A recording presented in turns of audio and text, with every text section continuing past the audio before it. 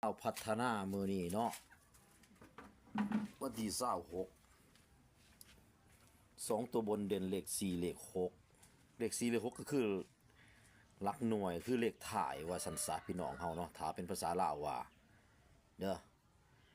มีทั้งหมดมี8ชุดเท่านั้นเด้อกับบ่หลวงบ่หลายพี่น้องเฮาบอกลงว่ารวยๆเลยว่าสันซะถ้าผู้ใดบ่ถือมื้อแรงก็แม่นเบิดเลยจัดไปเลข4ตัวก็มีพี่น้องเฮา4686 4696นะไอ้ที่มักแห้งอีหลีนี่แม่นผู้นี้แหละเนาะนี่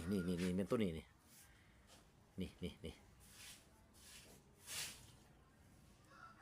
่ตัวที่มักแห้งว่าสันสาพี่น้องเฮาแม่นตัวนี้เนาะ4686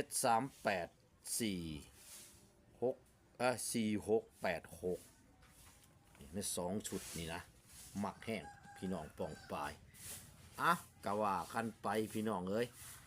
เอาสำนี้เนาะพี่น้องเนาะหอมปากหอมคอเนาะขอบคุณครับ